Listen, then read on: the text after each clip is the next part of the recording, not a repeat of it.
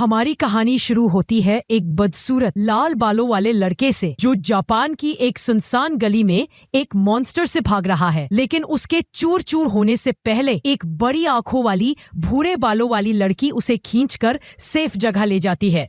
फिर वह लड़की उसे चुप रहने को कहती है वरना वो मॉन्स्टर उन्हें पकड़ लेगा। तभी अचानक उसकी छाती से एक छोटा जादुई जानवर बाहर निकलता है, जिसे देखकर वह लड़का थोड़ा डर जाता है। लड़की उसे छेड़ती है और जवाब में वह थोड़ा शर्माता है और कहता है कि वह डरता नहीं है, बल्कि अगर वह घायल ना होता तो उन सबकी धुलाई कर देता। हमारी हीरो का नाम ताकेरू नरेहिरा है। इस पल में लड़की को लगता है कि वह सच में बहुत ताकतवर लड़का है। वह पीछे मुड़कर उससे पूछती है कि क्या वह हर बार उसकी मदद करने आएगा जब भी वह मुश्किल में होगी। ताकेरू हाँ कहता है और लड़की आगे बढ़ जाती है। तभी ताकेरू को एहसास होता है कि उसे वह लड़की सच में बहुत पसंद है। वह इस मौके को हाथ से जाने नहीं देना चाहता। वह लड़की का हाथ पकड़कर उसे वापस खींचता है और उसके चेहरे पर लाली आ जाती है, क्योंकि वह उसे अपने दिल की बात बता देता है कि वही उसकी क्रश है। उसी पल ताकेरू असलियत में लौट आता है। असल में वो एक पॉपुलर बाइकर्स गैंग द्वारा पीटा गया और एक लाइट पोल से बांध दिया गया है। उसे इस बात की कोई फिक्र नहीं है कि वह बंधा हुआ है, बल्कि वो इस बात से परेशान है कि यह 1999वीं बार है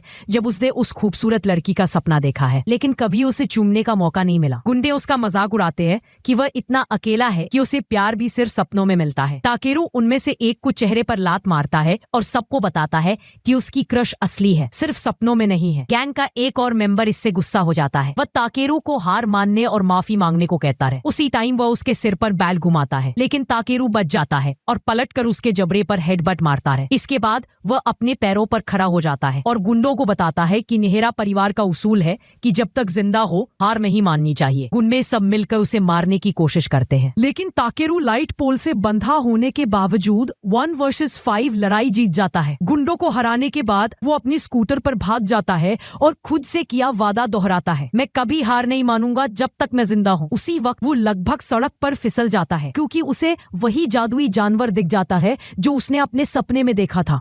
वो बिना सोचे समझे तेजी से उसका पीछा करने लगता है, लेकिन तभी ऊपर देखता है कि वो सीधे ट्रक्कुन से टकराने वाला है। वो कूदकर रास्ते से हटता है, उस जादुई जानवर को पकड़ता है और पुल से नीचे गिर जाता है। वो एक गर्म झोपड़ी में होश में आता है और तुरंत वही लड़की उसे दिखती है जिसे वो अपने सपनों में देखता रहा है। ये 2000वीं बार है जब वो उसे देख रहा है, तो वो मुस्कुरा देता है, ये जानते हुए कि इस बार ये सपना नहीं हो सकता। ताकेरू उठकर उसे याद दिलाने की कोशिश करता है कि पिछली बार उसने उसकी जान बचाई थी, लेकिन लड़की की बॉडी लैंग्वेज देखकर लगता है कि उसे कुछ याद नहीं। वो थोड़ा असहज हो जाती है और पीछे हट जाती है।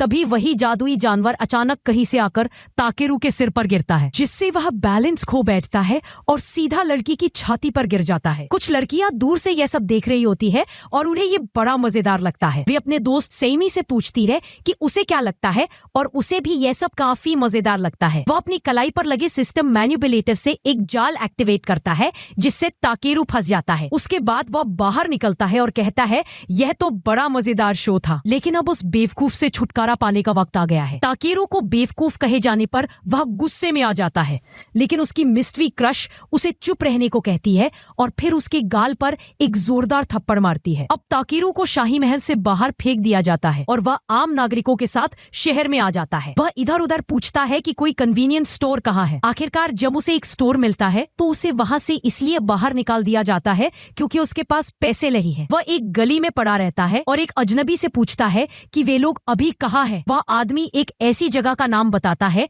जो ताकेरू ने पहले कभी नहीं सुना था। ताकेरू उससे पूछता है कि वह जगह टोक्यो के हिसाब से समझाए, लेकिन उस आदमी को टोक्यो के बारे में कुछ भी पता नहीं। वह ताकेरू को बताता है कि वे लोग देंजी हेयनक्यो नाम की जगह पर है। इस मुलाकात के बाद ताकेरू शहर में घूमता है और सोचता है कि क्या वह सच में टाइम में पीछे चला गया है, लेकिन उसे शक होता है क्योंकि यह जगह उसे प्राचीन टोक्यो जैसी बिल्कुल नहीं लगती। तभी अचानक एक इमरजेंसी सिग्नल बजता है। आसमान के बीचों बीच कई जादुई मोहरे दिखाई देने लगती। नागरिकों को एक तेज आवाज सुनाई देती है कि अगले 60 सेकंड में काली धुंध का फैलाव होने वाला है, जो आसपास के 200 मीटर के एरिया में फैलेगा। इसलिए उस दायरे में मौजूद सभी लोगों को सलाह दी जाती है कि वे जल्दी से एग्जिट की ओर बढ़ें। जैसा कि बताया गया था, काली धुंध पूरे इलाके में फैलने लगी। ताकेरू और कुछ दूसरे नागरिक टाइम पर बाहर नहीं निकल पाते, इसलिए वे अब अंदर फंस जाते हैं और एक बैरियर से घिरे रहते हैं। वह पीछे मुड़कर देखता है और एक छोटी लड़की को देखता है जो धुंध में समा जाने वाली है। वह दौड़कर उसके पास जाता है और अपने बॉडी से उसे ढक लेता है ताकि दोनों को धुंध से बचाया जा सके, लेकिन दोनों ही काली धुंध में गिर जाते हैं। अगली जगह जहाँ ताकेरू खुद को पाता है वह एक डरावनी नियॉन लाइट वाली गली है। और भी डरावनी बात यह है कि जिसे वह बचाने की कोशिश कर रहा था वह लड़की अब पत्थर की मूर्ति बन गई है। वह चारों तरफ देखता है और पाता है कि सिर्फ वही लड़की नहीं बल्कि उसके आसपास के सभी लोग पत्थर बन गए हैं। तभी कहीं से एक रोबोट जैसा मॉन्स्टर बाहर आता है और पत्थर बने लोगों को तोड़ना शुरू कर देता है। ये देखकर ताकेरू को बहुत गुस्सा आता है। वह उस मॉन्स्टर को ललकारता है और उसे रुकने को कहता है। अब वह मॉन्स्टर उसकी ओर मुड़ता है और सीधा उस पर प्रोटॉन बीम ब्लास्ट मारता है। ताकेरू उस हमले को साफ देख लेता है, लेकिन वह बचने की कोई कोशिश नहीं करता। उसने तय कर लिया है कि वह भागेगा नहीं।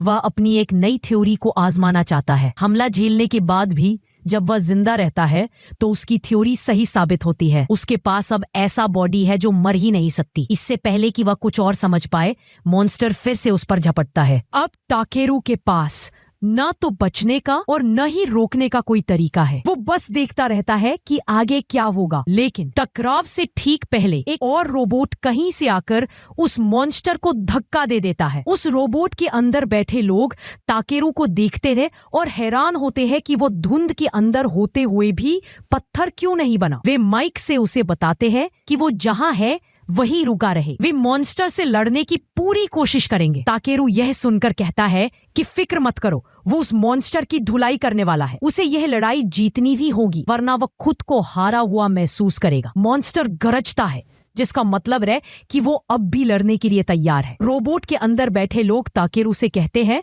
कि वो उनके पीछे आ जाए। वे एक ही वार में मॉन्स्टर को खत्म करने का प्लान बनाते हैं। मॉन्स्टर अपनी प्रोजेक्टाइल अटैक उन पर मारता है, लेकिन वे 5 थंडर्स की ताकत से एक और भी बड़ा हमला करते हैं जो मॉन्स्टर के हमले को पछाड़ देता है और एक ही वार में उसे हरा देता है। अब मॉन्स्टर हार चुका है। काली धुंध धीरे धीरे छंटने लगती है। इसी बीच हेडक्वार्टर में बैठी लड़की ताकेरू की बैकग्राउंड की जांच करती है और पता लगाती है कि ये वही लड़का है जो मंच पर था। उसी दिन बाद में ताकेरू अकेला बैठा अपनी हाल की घटनाओं को याद कर रहा होता है। तभी अत्सुनागा और यूरा उसके पास आते हैं और पूछते हैं कि वह कैसा है। सिर्फ उनकी आवाज सुनते ही ताकेरू उन्हें तुरंत पहचान लेता है। ये वही लोग हैं जो रोबोट चला रहे थे। ताकेरू दोनों से कहता है कि वे उसके रास्ते में ना आए क्योंकि उसे लगता है कि वह अकेले ही उस रोबोट मॉन्स्टर से निपट सकता था। यूरा इस बात से असहमत है और दोनों के बीच बहस शुरू हो जाती है। अत्सुनागा दोनों को अलग करता है और ताकेरू की तारीफ करता है कि वह धुंध में भी टिके रह सका, लेकिन वह कहता है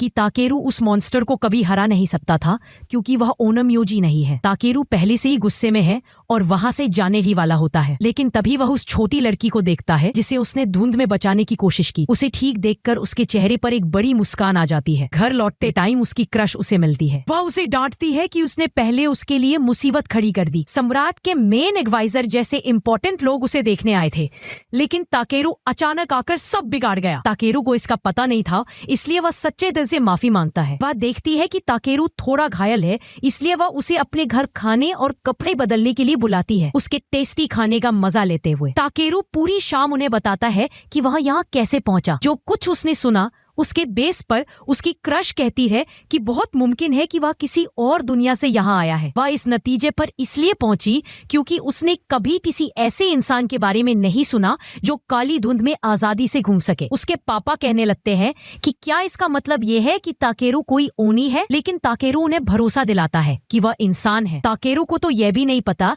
कि ओनी मॉन्स्टर क्या होते हैं, तो बूढ़े आदमी ने उसे इस दुनिया का छोटा सा इंट्रोडक्शन देना शुरू किया। ओनी को इंसानों का सबसे बड़ा दुश्मन माना जाता है जो दूसरी दुनिया से आते हैं, और काली धुंध वही घटना है जब ओनी की दुनिया उनकी दुनिया में घुसपैठ करती है। यह सुनकर ताकेरू को एहसास होता है कि ये दुनिया सच में बहुत खतरनाक है। उसकी क्रश मान लेती है कि शायद इसका मतलब है कि ताकेरू अपने घर लौटना चाहता है, लेकिन ताकेरू खुद भी तय नहीं कर पाता क्योंकि आखिरकार उसे उससे मिलने का मौका मिला है। उसकी क्रश की माँ कहती है कि कोई ओनमयोजी ही उसे वापस उसकी दुनिया में भेजने का तरीका जान सकता है। इस दुनिया में ओनमयोजी का बहुत सम्मान है क्योंकि उन्हीं की वजह से शहर आज भी सेफ है। वे नागरिकों की हिफाजत करते हैं उन विशाल रोबोट्स शिकिगामी को कंट्रोल करके, और शिकिगामी का इंचार्ज है अबेनो सेमी। आधी रात को ताकेरू उठता है और देखता है कि उसकी क्रश कोई बैले जैसा डांस कर रही है। वह वहीं रुककर उसे देखता है और जब वह खत्म करती है तो उसकी तारीफ करता है कि वह अपने पैरों से कमाल करती है। वह पूछती है कि क्या वे दोनों सच में पहले कभी मिले हैं। ताकेरू कंफर्म करता है कि वे कई बार मिले हैं और हर बार उसने वादा किया था कि वह और स्ट्रांग बनेगा ताकि उसकी हिफाजत कर सके। लड़की को यह बात प्यारी लगती है, इसलिए वह भी ताकेरू को अपना नाम बताने के लिए राजी हो जाती है। वह अपना नाम बताती है, सुकिमिया। अगले दिन गांव में ताकेरू रास्ते से गुजर रहा होता है, तभी वह देखता है कि सामने भीड़ लगी है। वह भी वहां जाकर देखता है। वह देखता है कि सुकिमिया मेन एडवाइजर के मैसेंजर के सामने घुटनों पर बैठी है।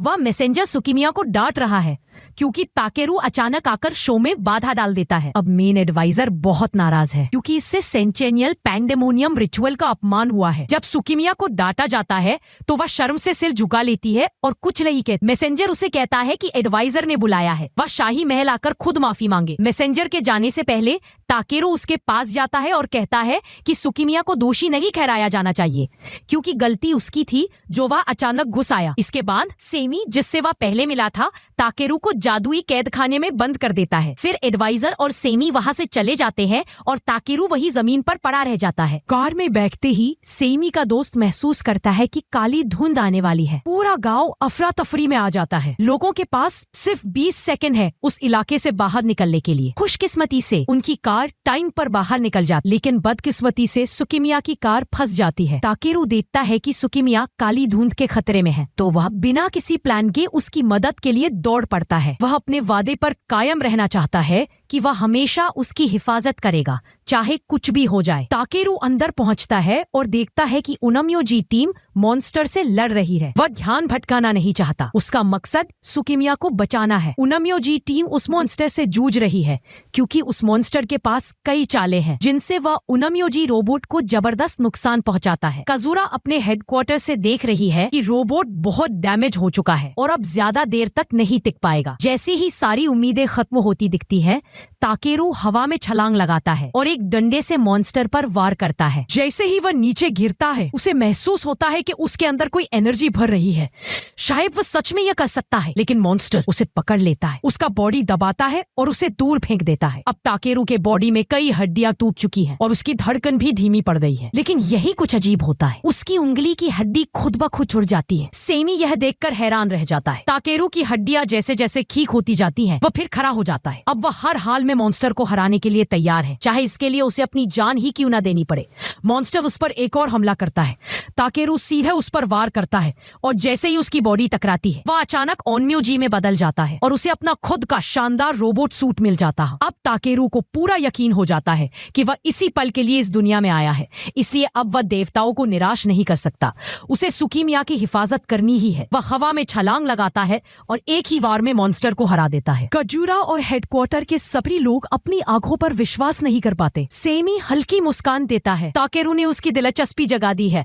ताकेरू सुकिमिया के पास भागता है और राहत की सांस लेता है कि वो ठीक है, लेकिन वो भूल जाता है कि मॉन्स्टर के नीचे कोर्वो तबाह करना था, तो सुकिमिया उसी पल उसके सामने कुचली जाती है। ताकेरू अवाक रह जाता है। उसकी सारी मेहनत बेकार चली जाती है और हालात और भी बदतर हो जाते हैं क्योंकि मॉन्स्टर पीछे से आकर उसकी छाती में भाला घोंप देता है। उसकी जिंदगी धीरे धीरे खत्म होने लगती है, लेकिन वो इतनी आसानी से हार मानने को तैयार नहीं है। अगले सीन में वो खुद को उसी हालत में पाता है जैसे पहली बार जब वो सुकिमिया के साथ झोपड़ी में आया था।